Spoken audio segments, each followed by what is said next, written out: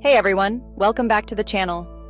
Today we're talking about The Fault in Our Stars by John Green, a book that somehow manages to be funny, tragic, and deeply meaningful all at the same time.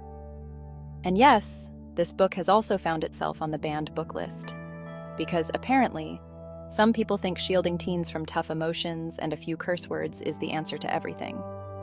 Spoiler, it's not.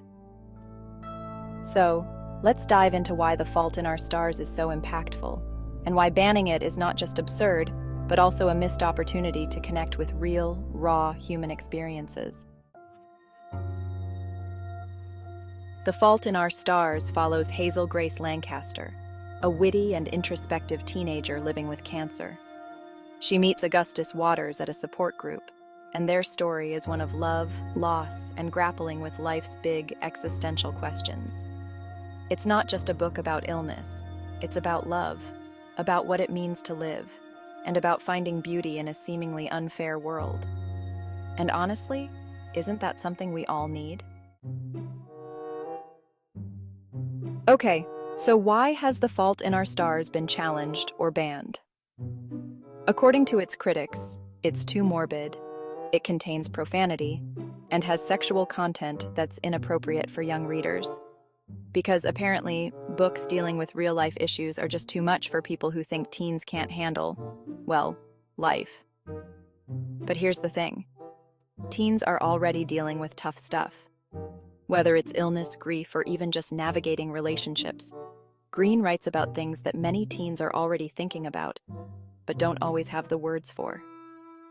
Books like The Fault in Our Stars give them a framework to process these emotions, and banning it just prevents meaningful conversations from happening. My thoughts are stars I cannot fathom into constellations. This line perfectly captures Hazel's internal struggle. She's a deep thinker who feels things profoundly but can't always put her emotions into words. And isn't that exactly what growing up feels like? Whether you're dealing with illness or just the ups and downs of teenage life, this is a quote that sticks with you. It's one of the reasons why The Fault in Our Stars resonates so deeply with readers. Now, let's talk about the two big issues critics like to harp on: profanity and sexual content. Yes, there's some swearing, and yes, there's a scene where two characters share an intimate moment. But to be clear, John Green handles this with immense care. This isn't graphic or gratuitous. It's tender, emotional, and very human. To anyone who's read the book, it's clear the focus is on connection, not on shock value. And banning a book because it contains a few curse words? Let's be honest, high school hallways are way more explicit than anything in this book.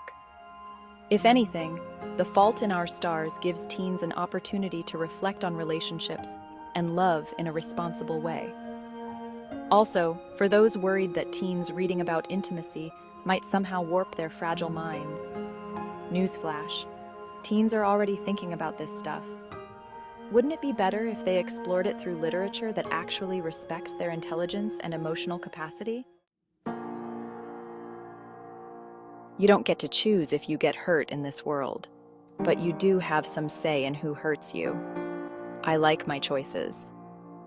This quote from Augustus Waters is one of the emotional cores of the book. It's a reminder that life will hurt us, sometimes deeply, but we can still choose love and connection. This isn't about glorifying pain.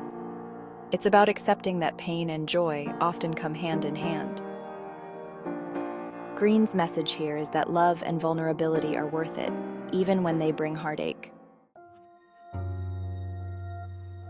And then there's the argument that the book is too morbid.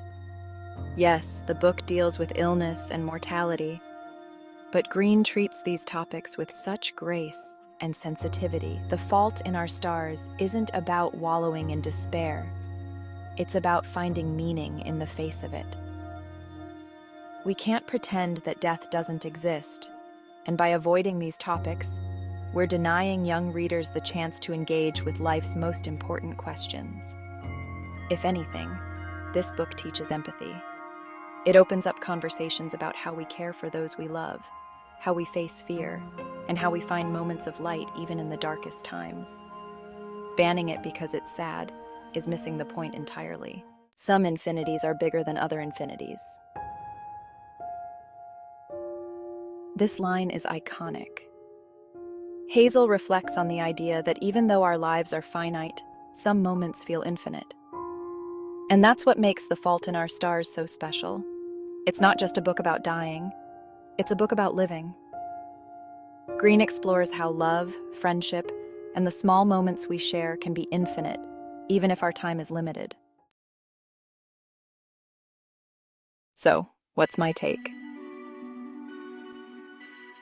The Fault in Our Stars is a beautiful, heart-wrenching, and ultimately hopeful book.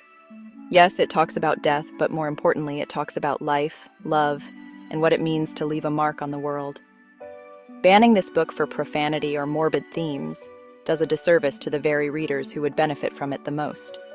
At the end of the day, literature like this isn't just for entertainment. It's a tool for processing emotions, for building empathy, and for understanding our shared human experiences.